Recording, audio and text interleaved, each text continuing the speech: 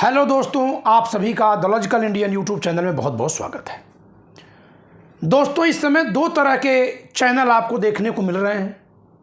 एक वे जो मोदी को 400 पार दिखा रहे हैं, तो दूसरे वे जो मोदी को 120 पर 200 पर सिमटा रहे हैं।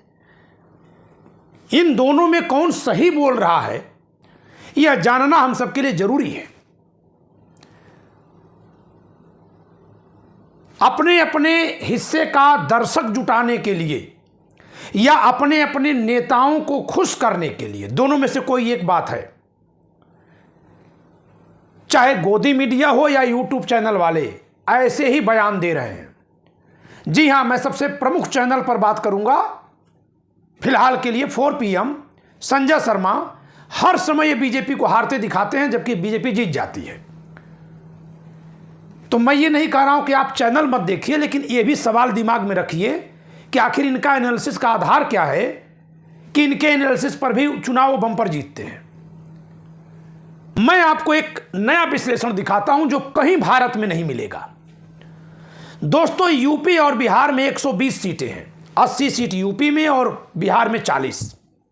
और इन दोनों ही जगहों पर बीजेपी एनडीए के खिलाफ जो सबसे ताकतवर पार्टी और नेता खड़े हैं, उनमें से यूपी में है अखिलेश यादव इंडिया गठबंधन के साथ, और बिहार में है तेजस्वी यादव लालू प्रसाद यादव के सुपुत्र इंडिया गठबंधन के साथ। लेकिन दोस्तों, कहने को तो ये दोनों ओबीसी नेता हैं, और आजकल एक नया फितूर चला है कि सिर्फ सवर्ण को हटाकर लाइन लिखो, ओबीसी, एससी, एसटी, मुस्लिम, सिख, ईसाई। मानो कि केवल सवर्ण इस देश के नहीं हैं, उनके लिए बात नहीं करनी है। जितने लोग इस तरह की बात लिख रहे हैं वो संविधान के दुश्मन हैं। संविधान किताब में हाथ में लेकर के संविधानवादी नहीं बन जाओगे आप। ऐसे लोग जरा दिमाग खोलकर देख लें जो तस्वीर मैं दिखाने जा रहा हूं कि क्या होने जा रहा है। संजय शर्मा जैसे चैनल ऐसे ही दिखाते रहेंगे कि मोदी हार रहे हैं, लेकिन वो क्यों जीत रहे हैं ये देख लीजिए। और आपके हाथों के साथ जीत रहे हैं, आपके अपने वोट से जीत रहे हैं। वो क्या केवल सवर्णों को छोड़कर शेष एससी, एसटी, ओबीसी एकदम चौचक खड़े हैं एक जगह? फिर मोदी को वोट कौन देता है? कैसे जीत जाते हैं?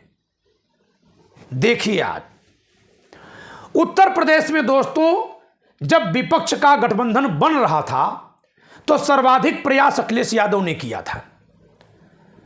जितने अन्य दल हैं, चाहे वो बीएसपी हो, चाहे वो पल्लवी पटेल हो, चाहे दारा सिंह चौहान हो, चाहे स्वामी प्रसाद मौर्य हो, चाहे संजय निषाद हो, जयंत चौधरी हो, एक चंद्रशेखर आजाद रावण को छोड़कर से सभी बहुजन 85 एससी, एसटी, ओबीसी नेता फुर्र हो लिए। साथ में कौन आया? वही सांपनाथ नागनाथ जिनको कांसीराम कहते थे, वही पार्टी राहुल गांधी, ब्राह्मणों की पार्टी। साथ कौन खड़ा हुआ? ब्राह्मणों की पार्टी। अब मैं कहूंगा कांग्रेस ब्राह्मणों की पार्टी है, क्योंकि तमाम लोग हमको मुखपुत्र और विप्र समझ रहे हैं, तो वही हो जाना पड़ेगा। जो मुखपुत्र समझ रहे हैं मुझे, उनके लिए वो खुद क्या हैं ये जान लें अपना। नहीं तो मैं तो संविधान के अनुसार एक नागरिक और मनुष्य मानता हूं अपने को। तो अब जरा सच्चाई देखिए, ये कहां हैं अकेले? साथ कौन खड़ा है? सिर्फ कांग्रेस पार्टी। किस जाति की? ब्राह्मणों की। यानी यादव के साथ अगर कोई टिका रुका तो ब्राह्मण, वो ब्राह्मण जिसको यादव नेता भी पानी पी पी कर गाली दिए थे, खूब गाली दिए थे। ब्राह्मण विधायक सांसद इनको धोखा दिए होंगे, लेकिन ब्राह्मणों की पार्टी, क्योंकि आप मानते हैं, मैं नहीं मानता कि कांग्रेस ब्राह्मणों की पार्टी है या केवल ब्राह्मणों की पार्टी है, लेकिन सब इनको छोड़कर भाग गए। भागकर कहां गए? जितने छोड़कर भागे, Dara Singh Chauhan BJP, Jayant Chaudhary BJP, Sanjay Nishad BJP, Om Prakash Rajbhar BJP, और फिर कह रहे हो कि संजय शर्मा जैसा 4 PM चैनल बोलता रहेगा मोदी जी हार रहे हैं, घुटने टेक दिए। अपने घर में बैठकर टीवी पे बोलो, इन नेताओं को कोई वोट नहीं है क्या? जिस देश में जातिवादी सड़ांध इतनी है कि संविधान पढ़ाने वाले पंकज त्रिपाठी को मुखपुत्र कहा जा रहा है, विप्र कहा जा रहा है, व्यंग बोला जा रहा है। ठीक है कि 500 लेख में से 50 लोग इस तरह की भाषा बोल रहे हैं, तो हम भी तो बहुत घी लगा लगा करके, मक्खन लगा लगा करके मीठी मीठी बात बोल रहे हैं ताकि किसी को बुरा न लग जाए। अगर इतना संभाल कर बोलने के बावजूद भी कुछ तर्क से बोल दिए जाने पर मुझे गालियां पड़ जा रही हैं, तो कितने इनको चमार जात के लोग वोट दे देंगे? कितने राजभर इनको वोट देंगे? दारा सिंह चौहान जहां, बालकृष्ण चौहान जहां इनके खिलाफ लड़ेंगे, कितने चौहान इनकी पार्टी को वोट देंगे? एक भी नहीं देंगे। नारा लगाओ 85 बहुजन, 3% ब्राह्मण लगाओ, खूब लगाओ, सच्चाई जानो। आगे चलते हैं। बिहार में चलिए, इन पर तो एक आरोप भी लगता है, अड़ियल हैं, घमंडी हैं, लगता है आरोप। इनके तो पिताश्री जीवित हैं, जेल में हैं, संघर्ष कर रहे हैं, सबसे ज्यादा बीजेपी से लड़कर झेलने वाला परिवार। लेकिन इनके सांसद विधायक की जात चुन चुन कर देख करके बहाना बना बनाकर कौन वहां बगावतियों को खड़ा कर हवा दे रहा है? शंभू सिंह को दिखाई दे रहा है। हां, उसके बारे में तो बात करूंगा। सारी समस्या ब्राह्मणों ने पैदा की, तो जरा अनुप्रिया पटेल कहां बैठी, आके करा दें गठबंधन। ये सब मोदी के एजेंट हैं, जो सीधे मोदी की तरफ नहीं है, दूसरे तरफ से हैं। तो इसका फर्क क्या पड़ेगा, सुनिएगा। इनको कमजोर करने वाले कौन कौन है वहां? चलिए आइए। चिराग पासवान मोदी के गोदी में, जीतन राम मांझी मोदी के गोदी में, नीतीश कुमार कुर्मी समाज से आने वाले मोदी के साथ, उपेंद्र कुशवाहा मोदी के साथ। क्या हो रहा है? शंभू सिंह गए हैं तो अलग पार्टी बनाकर गए हैं, यही हो रहा है ना। जबकि इनके साथ कौन खड़ा हुआ? वही सांपनाथ, नागनाथ। अब न जाने किसको कांसीराम सांपनाथ कहते थे, किसको नागनाथ कहते थे। जब दो अच्छे और बुरों को आप एक जैसा बनाते हैं तो आप बेईमान होते हैं, और जब आप बेईमान होते हैं तो उसकी कीमत आपको चुकानी पड़ती है। क्यों? क्योंकि जो ईमानदार होता है वो कहां जाएगा? जिसने संविधान सभा बनवाई, जिसने संविधान को चलवाया, उसको सांपनाथ कह देना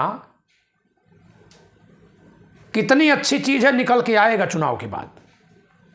ऐसे ही चलते रहिए आप लोग। लेकिन अब देखिए जरा, यादव भाई लोग कान खोल करके सुनिएगा, आंख खोल कर देखिएगा। जाट नेता जयंत चौधरी गए, कुर्मी नेता अनुप्रिया पटेल तो पहले से गई थी, पल्लवी पटेल गई। शंभू सिंह एक पत्रकार थे, ब्राह्मणों को गरियाते थे। काश कि वही घूम घूम कर अखिलेश यादव के लिए पत्रकारिता करते तो ज्यादा अच्छा काम कर देते। लेकिन एक सीट लेकर के वैशाली में अटक गए, या तो आरजेडी को हराएंगे या चिराग पासवान को हराएंगे। बहाना बना लिया नाम मुन्ना शुक्ला। अरे मुन्ना शुक्ला किस टीम से लड़ रहा है? क्यों ऐसा हो रहा है? क्योंकि वो जानते हैं कि किस तरह का डमरू बजाएंगे तो हमारे तरफ लोग आएंगे। एक और बहुत बड़ी बात कहने जा रहा हूं। ईवीएम का आंदोलन कौन चला रहा था? भानु प्रताप सिंह। भानु प्रताप सिंह। टाइटल पर विशेष जोर दे रहा हूं। तमाम लोग हमारी टाइटल का विरोध करते हैं, जो है वो अपनी है, पूर्वजों की दी हुई है।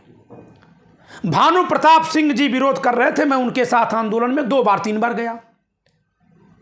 लेकिन सुप्रीम कोर्ट में जितनी बहस चलती है, कहीं भानु प्रताप सिंह जी वहां नहीं दिखते हैं। सुप्रीम कोर्ट के वकील कहीं वहां नहीं दिखते हैं। और जैसे ही मेरठ से टिकट मिला और फिर वापस हुआ, ईवीएम आंदोलन खत्म, उनके लिए खत्म हो गया। वैसे ही शंभू सिंह को जैसे ही टिकट मिल गया, अब मोदी विरोध खत्म हो गया, ब्राह्मण विरोध आ गया। अब मोदी जी को नहीं हराना है। अब इसी चुनाव में वो ब्राह्मणों को हटा देंगे देश से। और हटा किसको रहे हैं? चिराग पासवान और तेजस्वी को। चुनाव में तो उनके खिलाफ खड़े हैं। लोग पूछते हैं ना कि ज्यादा बुद्धिमान है क्या, क्यों जीत जाते हैं? लालच थोड़ा कम है, लालच थोड़ी कम है। उसका बानगी देख लीजिए। इनके साथ कौन पार्टियां खड़ी हैं, बाद में मोहन यादव की बात करूंगा। इनके साथ कौन पार्टियां खड़ी हैं, वही सांपनाथ कांग्रेस, आंख मूंद कर खड़ी है इनके साथ। अगर इनके साथ चुनाव लड़ करके ब्राह्मण ठाकुर धोखा देकर कहीं भागते होंगे तो कांग्रेस के साथ भी चुनाव लड़कर लोग भागते हैं,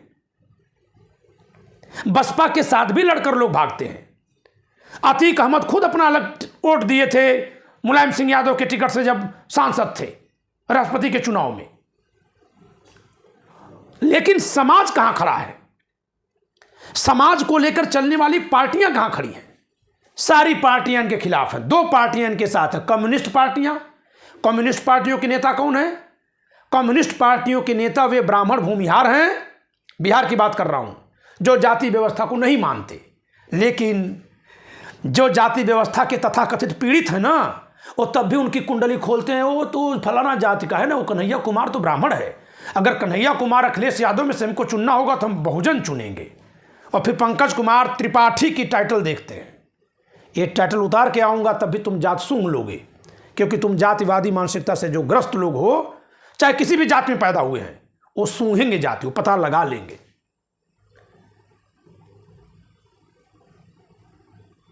संजय शर्मा टीवी चला रहे हैं, खूब सब लोग देखो। विकास दिव्य कीर्ति खूब इमोशनल कविताएं सुना रहे हैं, खूब सब लोग देखो, मगन रहो।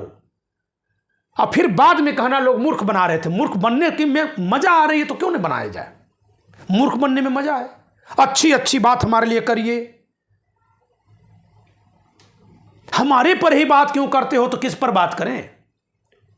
इनके साथ कौन कौन नहीं है और कौन कौन है? तो दो पार्टियां, कांग्रेस और वामपंथी, दोनों सवर्णों की पार्टियां हैं। जो लोग जन्म से जाति सोचते हैं वो दोनों यादव के साथ खड़ी हैं। इनके पिताजी तो सवर्णों के परम विरोधी थे ना।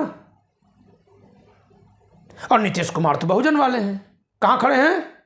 और आरएसएस गोलवलकर वाला है, और राहुल नेहरू वाला है। और नेहरू जी संविधान सभा बनवाए तो बाबा साहब को रखे संविधान बनाने के लिए। गोलवलकर के साथ कौन है? नीतीश कुमार। और तेजस्वी किसके साथ है? नेहरू के साथ। तो बाबा साहब वाले किधर हैं? इनके साथ नहीं रहेंगे ना, अलग। मैं आलोचना करता हूं दलितों की, केवल मजा आती है ना करने में, इसलिए करता हूं कि मैं ये नहीं जानता हूं कि भानु प्रताप सिंह हैं तो सिंह हैं कि क्या हैं, मुझे ये पता लगाने की जरूरत नहीं है। लखनऊ में आए, उनके मंच पर गया, जिस घर में रुके वहां रुका, उन्होंने भी मुझे आदर प्यार दिया। दिल्ली बुलाए, वहां तक गया। लेकिन जो ये जात का कीड़ा दिमाग में भरकर लोग बैठे हैं, तो फिर वो लोग और खुलकर सुने। महमूद प्राचा भी साथ में लड़ रहे थे ना, वो तो नहीं कहीं से टिकट की दावेदारी किए न पाने गए। ईवीएम का आंदोलन चलाने वाले सुप्रीम कोर्ट के वकीलों का नाम, जो आंदोलन चलाकर सुर्खियों में आए थे, वो कहीं उनके नाम से कोई पिटीशन नहीं है, कहीं वो बहस में नहीं दिखाई दे रहे हैं। सारे सवर्ण वकील दिखाई दे रहे हैं ईवीएम हटाने के लिए लड़ते हुए। और सारे दलित नेता कहां चले गए? या तो मोदी के साथ या विपक्ष के विरोध में। नहीं नहीं, दलितों की आलोचना ना करना ना, ये तो ब्राह्मण ये फूट डाल रहा है। तो बंद कर दो यूट्यूब चैनल, मोदी बंद करा ही रहे थे, तुम भी बंद करा लो हमारा। हम बोलेंगे यही, जितना गालियां दोगे उतनी तेज बोलेंगे, बोलेंगे तो यही। तो साथ में कौन खड़ा हुआ?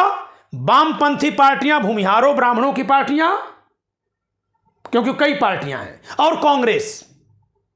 एक भी दलित समाज की पार्टी, एक भी ओबीसी समाज की पार्टी, यादव पार्टी, यादव मैं कहूंगा आज, क्योंकि सबको जात से पहचानो, अब के साथ नहीं खड़ी हुई। उस लालू प्रसाद यादव के साथ नहीं खड़ी हुई जिसने सबको दमखम से लड़ना सिखाया था। सब छोड़कर भाग गए। और यादव भाइयों, आप भी बहुत 85-85 का नारा लगाते हैं, तो आज देख लीजिए। और अब जरा देखिए ब्राह्मणों की चाल। ब्राह्मण चालबाज होता है, बेईमान होता है। मोहन यादव को सीएम बनाया। मोहन यादव को कितने यादव वोट देते होंगे बीजेपी को मध्य प्रदेश में, जरा गिन लीजिएगा। कितना चालबाज है ब्राह्मण। भाजपा ब्राह्मणों की पार्टी, आरएसएस ब्राह्मण, गजब के चालबाज। अरे तो तुम काहे को बेवकूफ हो भैया? तुम अपने उन नेताओं के साथ नहीं जा रहे हो, भगा रहे हो, फजीहत झेल रहा है परिवार, लेकिन तुम अपनी अपनी डफली बजा रहे हो, या जिसकी वजह से फजीहत झेल रहा है उसके साथ चले जा रहे हो। जीतन राम मांझी बन जा रहे हो, नीतीश कुमार बन जा रहे हो, शंभू सिंह बन करके इन्हीं के सांसद को हराने के लिए जा रहे हो। और उधर आरएसएस मुख्यमंत्री पद के लिए लपलपाए हुए लोग, समाज के लोग, हमारी जात का सीएम बन जाए, मुफ्त में सीएम बना देता है। आओ सीएम बनाते हैं, मुफ्त में सीएम बनाता है, आओ।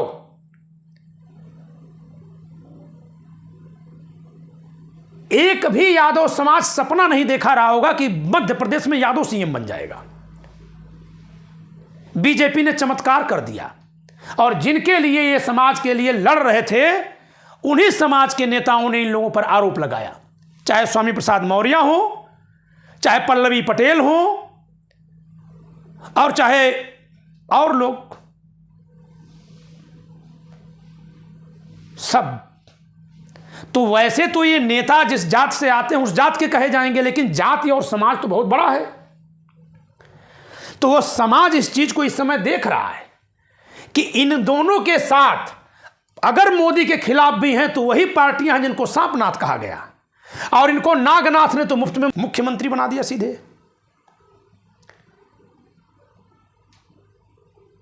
तो होगा क्या? मेरा जो मूल्यांकन है, वोट बंट गया है। ईवीएम का रोना रोने वाले डफली लेकर तैयार बैठ जाएं। मैं नहीं इस बार रोऊंगा, क्योंकि पहले मैं नहीं जानता था कि यह समाज इतना घिनौना है। पहले मैं सिर्फ शिक्षक था और शिक्षक के रूप में ही समाज को जानता था। सारे बच्चे मेरे पास आते थे, मैं भेदभाव करता नहीं था, सब पढ़ते थे, प्रणाम करते थे, मुझे लगता था सब बच्चे ऐसे ही हैं। लेकिन जब मैंने थोड़ी सी आलोचना की, तब जिस तरह से मुझे जात के नाम पर गालियां पड़ने लगी हैं, तो मुझे समझ में आ गया है कि ये समाज जो मेरे पास आया वो कुछ लेने आना था, इस नाते वो विनम्र होकर आ रहा था, इस नाते वो अपने दांतों छिपा के आ रहा था, नाखून वगैरह। सबके नाखून पंजे एकदम उगाए हैं। तो नाखून पंजे जब सबके उगाए हैं तो शेर केवल भैंसे का ही शिकार नहीं करता है, शेर अपने बच्चों को भी मारता है। दूसरे शेर के बच्चों को कोई और जानवर नहीं मारता, शेर ही मारता है, क्योंकि उसके पास नाखून और दांत होते हैं। ये सबके उगाए हैं, सब अपने अपनों को मारेंगे। ये संविधान किसी को नहीं चाहिए, नहीं चाहिए। और अब मैं भी नहीं कहूंगा कि मंगा लो। अब मैं भी इससे ज़्यादा कमाने की सोचूंगा ना, क्योंकि ये एक किताब देने पर कितना मिलता होगा? 50 रुपए, 60 रुपए। मैं तो ये सपने में नहीं सोच सकता कि मैं संविधान बेच रहा हूं।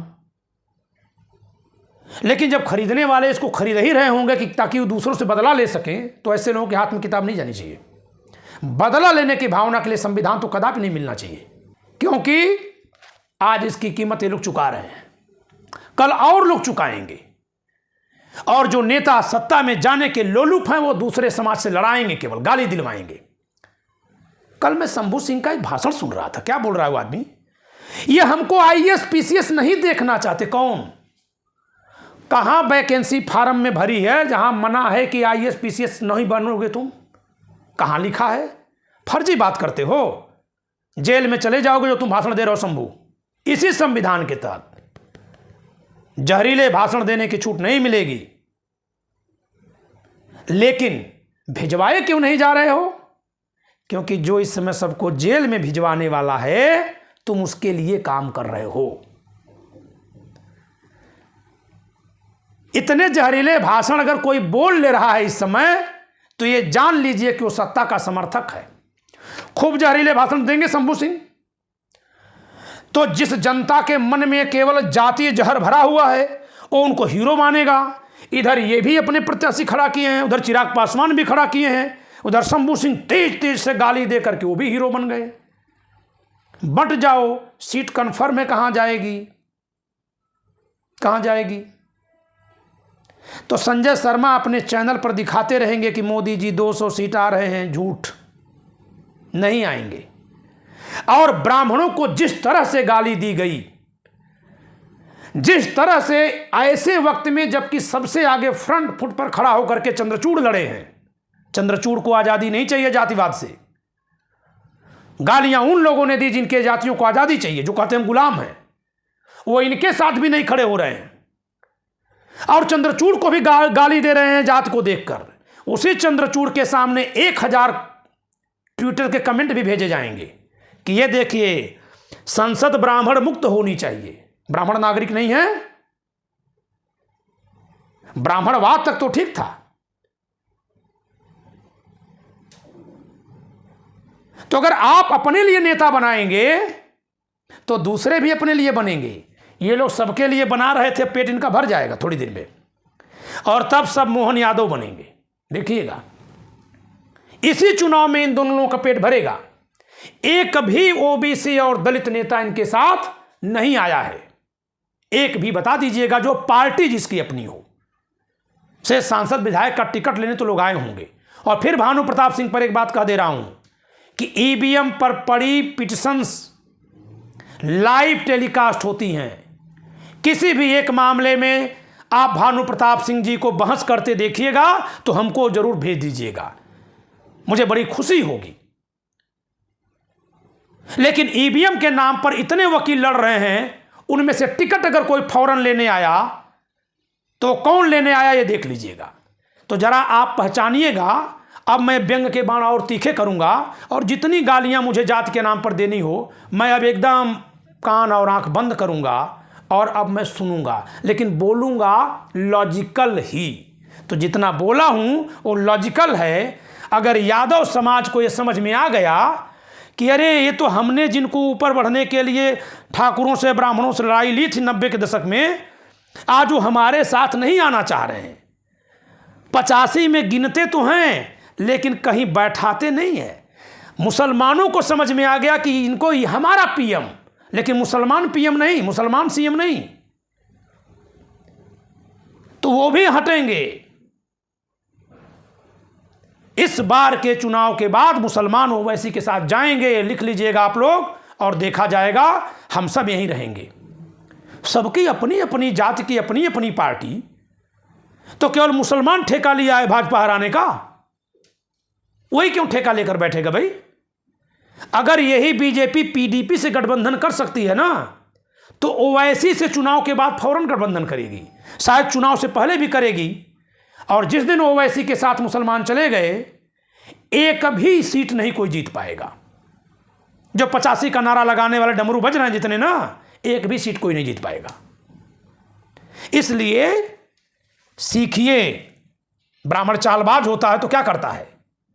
वो दूसरों को पद देता है, पद पर बैठाकर उसकी पूजा करता है। वो रामचरितमानस अगर लिखता है ना, तुलसीदास लिखता है, रावण जो ब्राह्मण था उसकी निंदा लिखता है, क्योंकि वो चालाक है। तो चालाक बनना पड़ेगा। चालाकी लक्ष्य मूलक होनी चाहिए, जाति मूलक नहीं होनी चाहिए। उसका एक लक्ष्य होता है। आने वाले समय में इन दोनों लोगों की भी आंख खुल जाएगी कि समाज जो 85 के नारे पर इकट्ठा होता है, वो वास्तव में 85 है ही नहीं, वो अलग अलग जातियों का इकट्ठा किया गया कुनबा है। और सब लोग अपनी अपनी जातियों के लिए वफादार हैं, कुछ लोगों को छोड़कर। और जो कुछ लोग हैं उनको भी लोग जात के नाम पर गाली दे करके ढकेल देंगे अपनी अपनी जातियों में, वो बेचारे कुछ नहीं कर पाएंगे। तो इस वीडियो में इतना ही। जय संविधान।